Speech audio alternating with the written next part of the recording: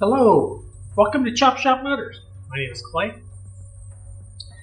We are doing another hot rod shop class, and this time we're going to look at something a little bit different.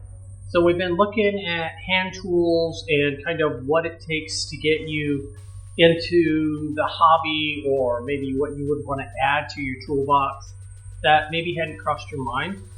And we looked at some ways to store them.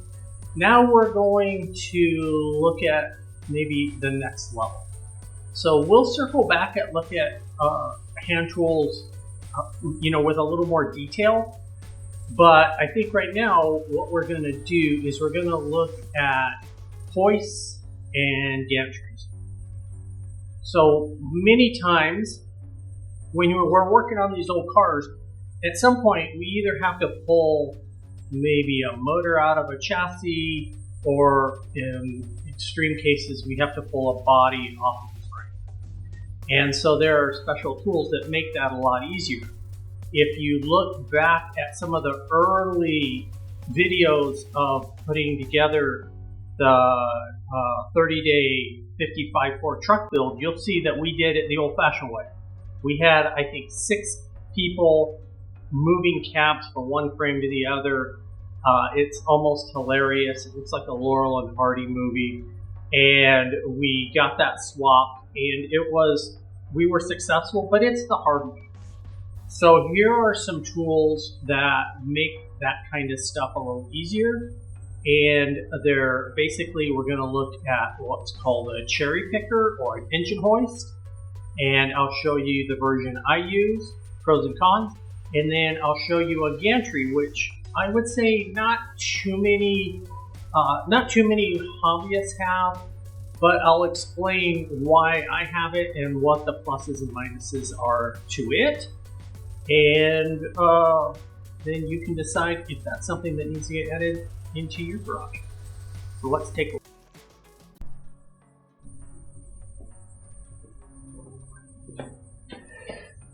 This animal is the engine hoist. So many refer to it as a cherry picker.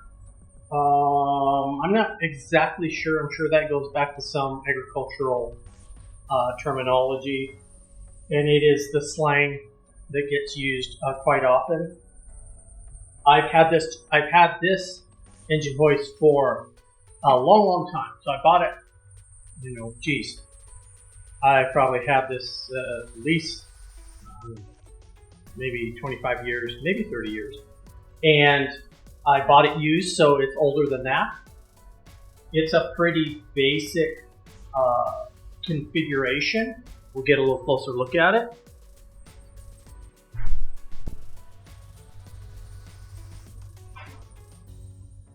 So the hoist itself is welded together. It is not a version that is a bolt together. The downside to this particular hoist is that it does take up a little more room in the garage because it doesn't fold up. But it is a little bit lighter because it doesn't fold up. It doesn't have to have quite as much extra support. It is not extendable either. So the upper bar is the length that it's going to be, and you just, that's one of the things that you hope that it'll work for what you need it to work for. For me, this engine hoist has worked, and I've pulled out hundreds of motors, and it has done the job. I have another one at another shop, and it has the extendable boom, and it has casters on all 4 wheels, and I hate it. When I sell that shop, I'll sell that hoist. It's one of the import ones. It just doesn't do the trick for me. It's fine if you're only going to pull a couple motors in your lifetime, but because I'm moving stuff around and pulling stuff all the time, it doesn't serve me. This one, while basic, does such a great job. I will say the ding is that it takes up a lot of space, but other than that, it has really done everything I've ever asked it to do. I have no idea who made it. The box on the side that has the engine plate and things like that was built by a buddy of mine, and it adds the functionality to it that really makes it easy to keep everything with it. The RAM has been replaced with an aftermarket one, and I have the original RAM, and I'll probably rebuild it at some time. It's not as beefy as that one, but it seemed to work just as well. So it probably had the same lifting capacity. That's one of the ones that you could get at like a Harbor Freight type place or something like that. So for pulling motors, this is the ticket. You're going to want something like this. They're not terribly expensive. I know how much I paid for it now. I know how much I paid for it when I bought it 25 years ago, which was 150 bucks. And I could probably sell it for 150 bucks so that it doesn't depreciate. There were no import ones at the time I bought this one. So if you're thinking about some kind of tool to move motors around or to actually pull them out, this is the ticket. If you're working on front wheel drive stuff, you need to have something besides the floor jack. It just makes it easier. You might be lifting the body up over the motor versus lifting the motor out of the car. You're going to need some kind of hoist. All right, that's the engine hoist. I've given my spiel on it. Let's look at a gantry. This is a gantry. It's going to be a little noisy on this video because the cicadas are going crazy out here. The road's going by, not too far away. Sun's coming out, so everything is compromised. So I'll try to give you enough of an overview to understand why this might be of interest to you. So a gantry is a large beam A-frame, typically.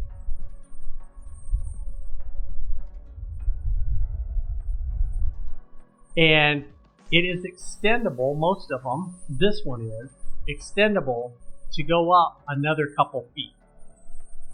It's beefy enough to be able to pick up a pretty substantial amount of weight.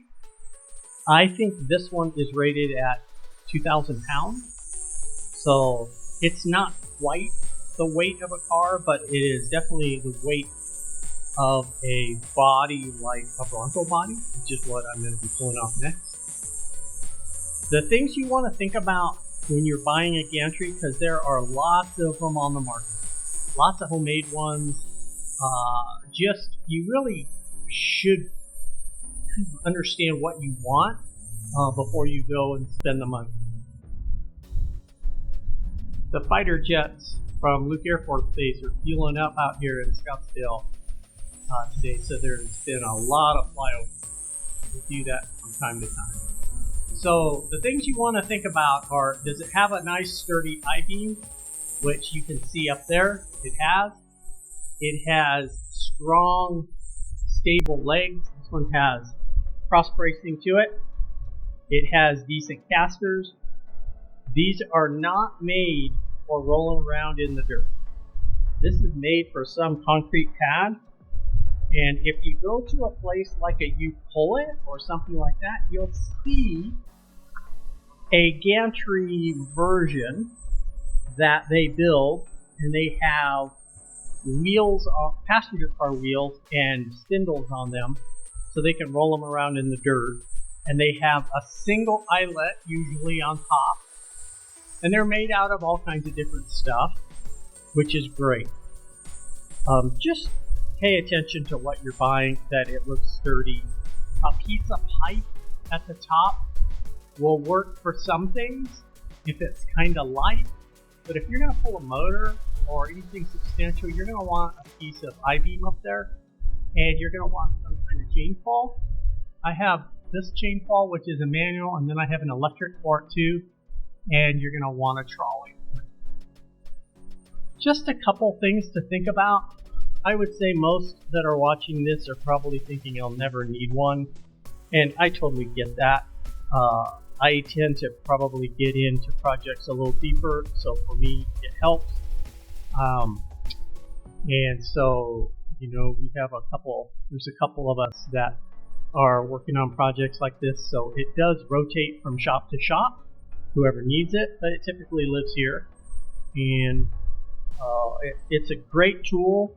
I just give you a peek into it as we explore tools, not with the expectation that you'll buy one, just with the knowledge of that might be a cool thing if you have the space to store it and the extra resources to purchase it. If you like this content, please like, share, subscribe. We love to keep driving the subscription numbers up. My name is Clay, and we'll see you on the next project.